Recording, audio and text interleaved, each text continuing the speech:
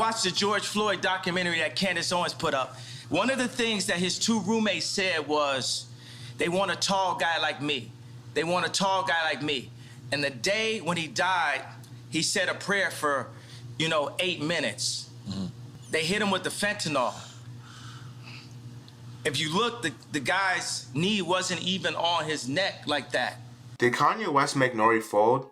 Now this past week, Kanye West appeared on the Drink Champ podcast, hosted by N.O.R.E, and just seems to be going on a tour of wreaking havoc. Now the black community, of course, was very upset by Kanye West and Candace Owens being in Europe supporting a White Lives Matter shirt, while black people felt it was very offensive because we all know the history behind the black community being mistreated by white America and basically the whole George Floyd situation, Trayvon Martin, Michael Brown, and it's always been an ugly area and ugly feeling when it came to this topic. Now it's obvious Kanye is just seeking attention by saying crazy remarks. He talked about the George Floyd documentary that he actually watched and said that the cop, Derek Chauvin, of course, who got 20 years, man should have got life, how his knee actually wasn't on his neck and that he died from a fentanyl overdose, which is just blasphemy if you ask me. We all know what happened. We saw the video footage of him being on his neck for 8 minutes and like 43 seconds.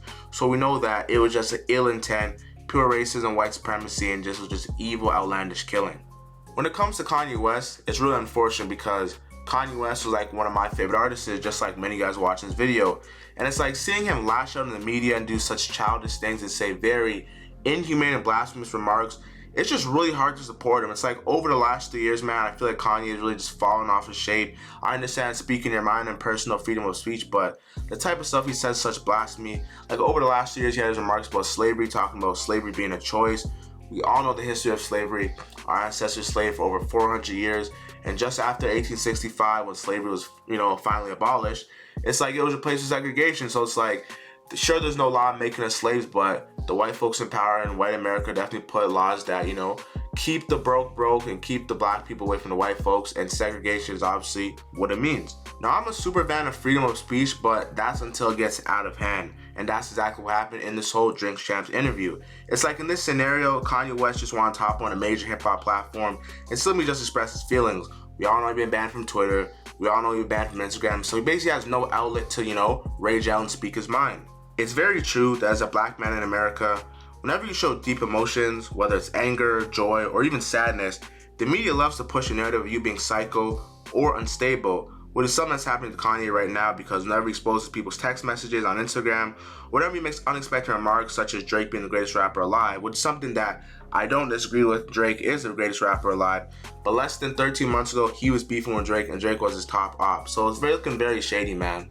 Now this episode aired on Sunday and became the #1 on trending and was immediately taken down for his harsh anti-Semitic comments about George Floyd and the Jewish people. Now N.O.R.E, the host of Drink Champs, of course, filmed the podcast, mentioned that Kanye West said that if anyone interrupted him or tried to water down his speaking points, that he was going to get up and leave and basically have a Birdman moment like happened at the Breakfast Club when they basically disrespected him and he came to the Breakfast Club and said, "Put some respect on my name," and check Charlemagne, Angelique, and the whole DJ Envy and basically the whole Breakfast Club crew. Now for many people, it may look like Kanye West made N.O.R.E fold and that he's now going on somewhat of an apology tour as he went to Breakfast Club, then Hot 97, and personally I haven't seen N.O.R.E do any foul behavior, so I don't view him as like a negative or person with ill intent, but this apology tour is making him look like he's really trying to save his name and his platform before Drink Champs gets dragged. It's like they won the best hip hop platform 2022 at the BET Awards, so it's clear the platform is very impactful and entertaining. But when does the boundaries of freedom of speech end? Is when YouTube deletes your video, or is when George Floyd's family threatens to sue one of your guests on your show? Inquiring minds want to know. The fault of this action received by the media and regular consumers should blame both Kanye and Drink Champs. Yes, Kanye is speaking his mind, but if you felt that what he was saying was so controversial and so bad, why would you even put out the podcast video? So let's get something out the way, right? What Kanye West said on Drink Champs was very hurtful, and I do understand that. But cancel culture is very selective who they choose to impose it on. It's like if they like you, they'll find a way to allow you and let you bounce back from it, but if they already hate you, they'll just drag you down the hellfire and just stomp you down even more. It's like brands and stuff that are not even in the same niche or institution are playing follow the leader. Yes, I understand Kanye says some hateful things. Instagram banned him. Twitter banned him. But why is JP Morgan a bank? Only thing you do is hold money. You don't do nothing but hold people's money and send money overseas. You don't do nothing. You're a bank. Banks don't even do shit like that. They don't do nothing. Kanye's being removed from the bank JP Morgan Chase, one of the biggest banks in America, for what he said. They're saying you have to move all your money. It's like 140 million, I'm pretty sure that's in that bank, by November. What does what Kanye's saying have to do with the bank? What makes the bank feel they can play judge or jury? Like, you're not in a political system.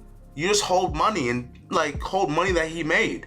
It's like, yes, I'm all for holding people accountable, but it's like, who made you the judge? Like, who made JP Chase Morgan a judge that can tell Kanye where or what he does with his money? Like, this whole thing is just getting out of hand, man. Like, yes, I know Kanye did say stuff to start it, and I'm not denying it, man. He has to take full responsibility and handle that situation, but it's like, he's been kicked off Instagram, been kicked out of Twitter, which I understand. But a bank is trying to, what freedom of speech does a bank have? All you do is hold people's money and say, have a nice day.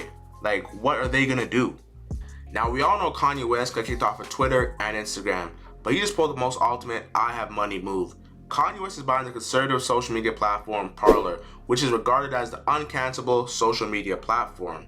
And it's so crazy to me because I feel like every billionaire celebrity that we deem a psycho or basically has their own feelings towards stuff that no one agrees with, they all have their own app which prevents the destruction of freedom of speech.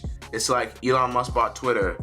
I hate talking about this man, but Donald Trump, he owns the Truth social media app. And Kanye West is going to buy Parler, which is an uncancelable social media platform. Now, nonetheless, this app does have 2.9 million daily users per day, but this can't compete with Instagram or Twitter that has hundreds of million users per day, or even Facebook that has over 2 billion users per day. Anyways, man, did Kanye West put the pressure on N.O.R.E, or do you think he took down the podcast out of his own goodwill and intent?